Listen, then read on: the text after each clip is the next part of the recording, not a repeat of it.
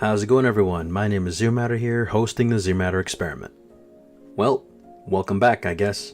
If you're just joining us for the very first time, especially on a video such as this one, I highly advise you to go check out our previous installment of this comprehensive community breakdown of a game most of us around here know as Ninjala.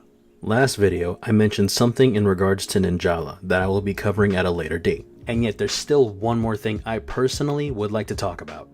It's actually the last question on the questionnaire, ranked versus casual. Or do you happen to play both? This one will be dealt with very differently from the rest, as this one question cannot be answered through normal means. It will be covered in a part 2 of this video. Well, the time is now, as we are about to address the final question or questions from the community questionnaire. Do you play ranked? Do you play casual? Or do you play both? Okay, I gotta be honest. This is probably my 6th rendition of this script for this video in particular, because as I mentioned before, this one question or group of questions could not be answered in the same way as our last video together. While I did say for everyone to be as descriptive as possible when answering this segment, I started to notice something. While sifting through everyone's personal responses and experiences with either ranked matches or casual matches, everyone instinctively ended up creating a list of common problems they would find themselves in, no matter what they were playing.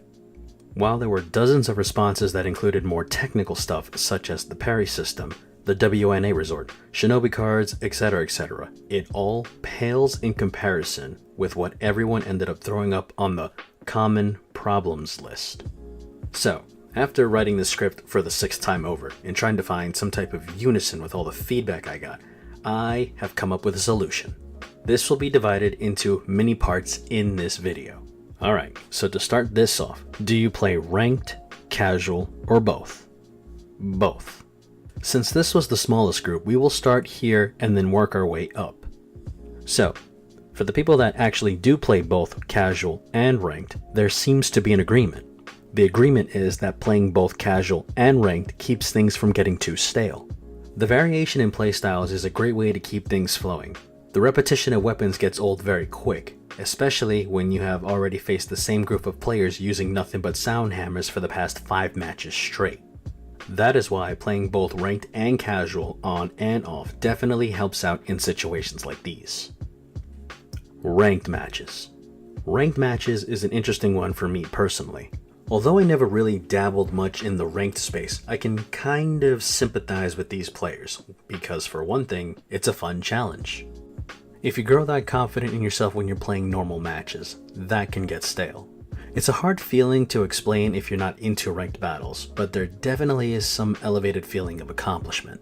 One of, if not the main draw when it comes to fighting in ranked battles are some of the exclusive rewards that are given to you.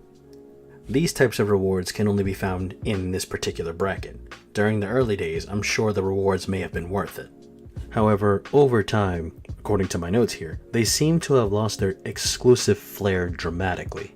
This is due to the decline of the player base. Most matches can be filled with bots, but that kind of defeats the purpose, doesn't it? So, with no one wanting to play ranked, there's only one side left to go and try and find a game of any kind with actual players. The casual side. Casual.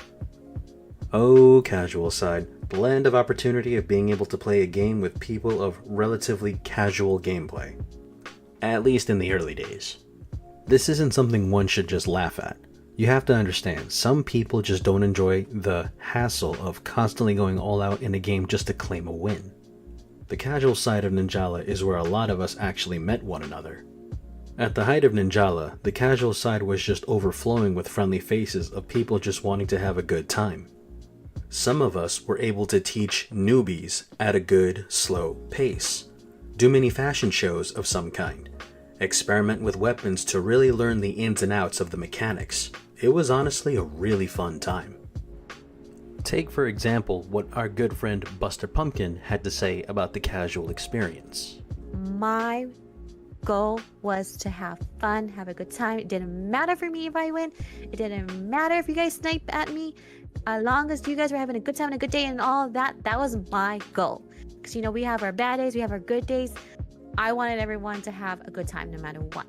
However, anyone who has played Ninjala, either ranked or casual, can tell you that this game had so many things plaguing the gaming experience. So, we are just going to list what almost everyone had mentioned during their time playing Ninjala. So, for this last list, this will be titled Common Problems Across the Board. Now, I want to reiterate, these are problems that have been found in both ranked and casual matches. Just because you yourself personally may not have witnessed one or two of these problems during your time playing, doesn't mean no one else did. Okay, so we're just going to list them off, with some that will need a brief explanation if needed. Matchmaking with friends of different regions. Yeah, believe it or not, this was a major issue during Ninjala's debut. Simply put, if your party consisted of people from different countries or different time zones, your game would crash. Your party would get split, or you could never find a match. This plagued Ninjala for a very good while. Terrible servers. Yeah, Ninjala didn't really have the best servers. This led to the community infamous Opponent Not Found, or ONF. It's bad enough that the waiting room for Ninjala is a gamble by itself. The annoyingly frustrating part about this whole ONF business is that if you lagged out, you'd have to start the search to find a match all over again from the very beginning. These next few points were mostly highlighted during team battles. If and when you manage to get into a team battle match, some factors such as these can hurt the player experience. The power or skill gap between players. Sometimes this would result in steamroller matches. It becomes very one-sided all too often sometimes. And when this happens, this causes some people to DC, maybe because they didn't get their way one way or the other. Okay, forewarning, this next one may ruffle some feathers. Another popular topic that was widely discussed was droning. The droning problem only seemed to get worse over time.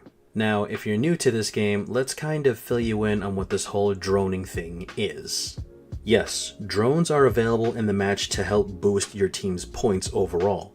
But once people started to do nothing but hunt drones and avoid all combat altogether, this is where most teams relied on winning a match. And by midway through the match, it would be almost impossible to make a comeback. Once a team began to steamroll your team while at the same time stealing all the drones around the map, there was almost no point in trying, as the point difference was way too vast. Not to mention any type of defensive play was pretty much non-existent. If you thought team battles alone was bad, what about all the solo players that ended up playing Battle Royale by themselves? Playing solo, even in team battles actually, made you more vulnerable to third partying. Not to mention, it's hard enough to find a lobby full of random players you have never met before. It's much less active than team battle. So, now, even after all this still couldn't become any more worse, could it? Well, consider this. It's bad enough that the weapons themselves were so unbalanced in more ways than one. Ninjala Gung Ho decided to go ahead and give us the Gum Lab.